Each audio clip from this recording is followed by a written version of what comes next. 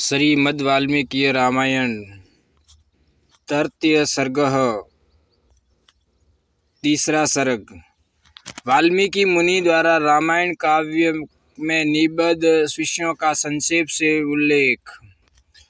श्रुत्वा वस्तु समग्रं तदर्मार्थ सहितं हितं वयक्त मन वेशते भूयो यद वत्तं तस्य धीमतः।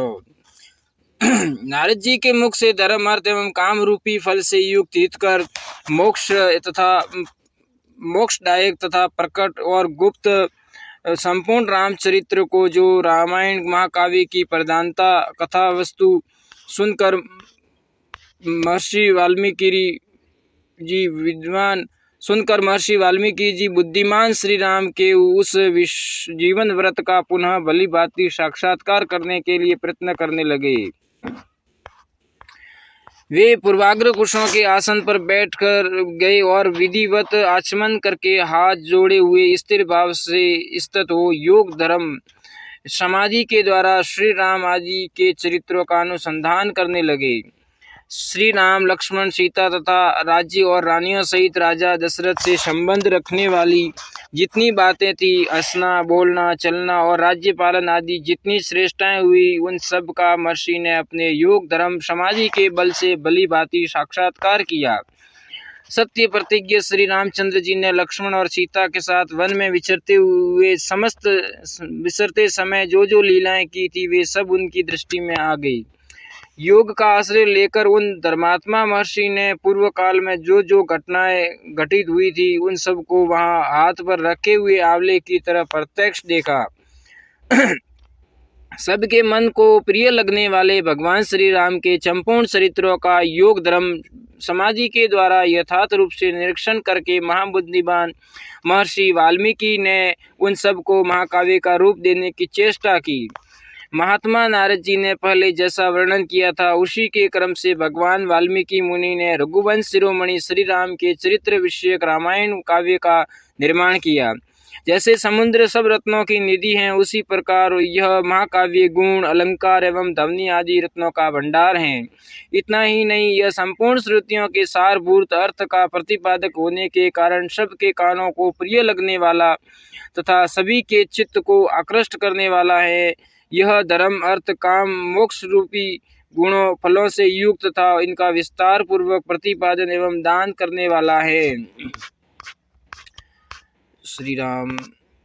राम के जन्म, उनके महान पराक्रम, उनकी सर्वानुकूलता, लोकप्रियता, क्षमा, सौम्य भाव तथा सत्यशीलता का इस महाकाव्य में महर्षि ने वर्णन किया। विश्वामित्र के साथ श्री राम लक्ष्मण के जाने पर जो उनके द्वारा नाना प्रकार की विचित्र लीलाएं तथा अद्भुत बातें घटित हुई, उन सब का इसमें महर्षि ने वर्णन किया। श्री राम द्वारा मिथिला में धनुष के तोड़े जाने तथा जनक नंदिनी सीता और उर्मिला आदि के विवाह का भी इसमें चित्रण किया। श्री राम परशुराम संवाद, दशरथ नंदन श्री राम के गुण, उनके अभिषेक, कैकेयी की दुष्टता, श्री राम के राज्याभिषेक में विघ्न, उनके वनवास, राजा दशरथ के शोक विलाप और परलोक गमन, प्रजाओं के विषाद, साथ जाने वाली प्रजाओं को मार्ग में छोड़ने, निषाद राजगुह के साथ बात करने तथा सुत सुमंत को अयोध्या लौटाने आदि का भी इसमें उल्लेख किया। श्री राम जय जय राम। श्री राम आदि का गंगा के पार जाना, वरदाज मुनि का दर्शन करना, वरदाज मुनि की आज्ञा लेकर चित्रकूट जाना और वहां की नैसर्गिक शोभा का अवलोकन करना, चित्रकूट में कुटिया बनाना, उसमें निवास करना, वहां भरत का श्री राम से मिलने के लिए आना, उन्हें अयोध्या लौट चलने के लिए प्रसन्न करना, मनाना, श्री राम द्वारा पिता को जलांजलि दान, भरत द्वारा अयोध्या के राजसिंहासन पर श्री रामचंद्र जी की श्रेष्ठ पादुकाओं का अभिषेक एवं स्थापन, नंदीग्राम में भरत का निवास, श्री राम का दंड कारण्य में गमन, उनके द्वारा विराट का वध, सरभंग मुनि का दर्शन, सुतीक्ष्ण के साथ समागम, अनुसुईया के साथ सीता देवी की कुछ काल तक स्थिति, उनके द्वारा सीता को अंगण राग समर्पण, श्री राम आदि के द्वारा अगस्त्य का दर्शन, उनके दिए हुए वैष्णव धनुष का ग्रहण, शूर्पणखा का संवाद, श्री राम की आज्ञा से लक्ष्मण द्वारा उसका विरूप करना, उसकी नाक और कान का छेदन, श्री राम द्वारा खरदूषण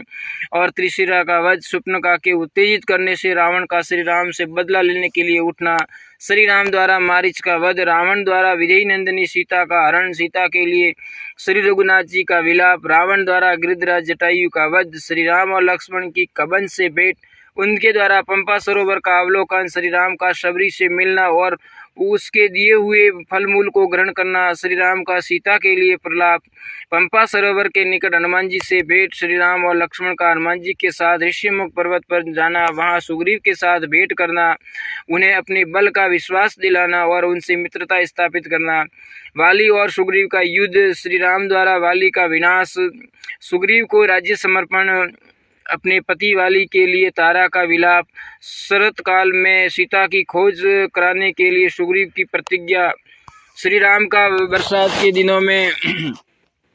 माल्यवान पर्वत के प्रश्रवण नामक शिखर पर निवास, रघुकुल सिंह श्री राम का सुग्रीव के प्रति क्रोध प्रदर्शन, सुग्रीव द्वारा सीता की खोज के लिए वानर सेना का संग्रह, सुग्रीव का संपूर्ण दिशाओं में वानरों को भेजना और उन्हें पृथ्वी के द्वीप, समुद्र आदि विभागों का परिचय देना, श्री राम का सीता के विश्वास के लिए हनुमान जी को अपनी अंगूठी देना, वानरों को ऋक्षविल, स्वयं प्रभा गुफा का दर्शन, उनका प्रयोपवेशन, प्राण त्याग के लिए अनशन, संपाति से उनकी भेंट और बातचीत, समुद्र लंघन के लिए हनुमान जी का महेंद्र पर्वत पर चढ़ना, समुद्र को लागना, समुद्र के कहने से ऊपर उठे हुए मेनाक का दर्शन करना, इनको राक्षसी का डांटना, हनुमान द्वारा छायाग्राहिणी शिखा का दर्शन एवं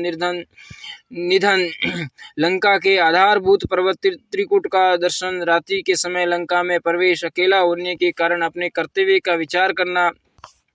रावण के मद्यपान स्थान में जाना, उसके अंतपुर की स्त्रियों को देखना, हनुमान जी का रावण को देखना, पुष्पक विमान का निरीक्षण करना, अशोक वाटिका में जाना और सीता जी के दर्शन करना, पहचान के लिए सीता जी को अंगूठी देना और उनसे बातचीत करना, राक्षसियों द्वारा सीता को डांट फटकार, त्रिजटा को श्री राम के लिए शुभ सूचक स्वप्न का दर्शन, सीता का हनुमान जी को चंडामणि प्रदान करना,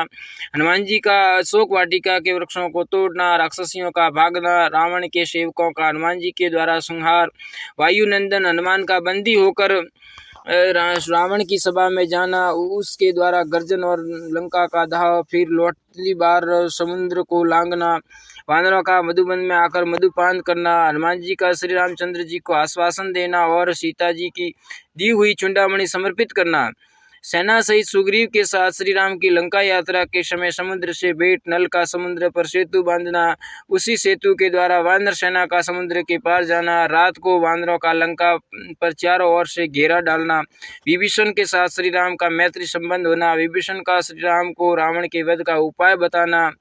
कुंभकर्ण का निधन, मेघनाद का वध, रावण का विनाश, सीता की प्राप्ति, शत्रु नगरी में लंका में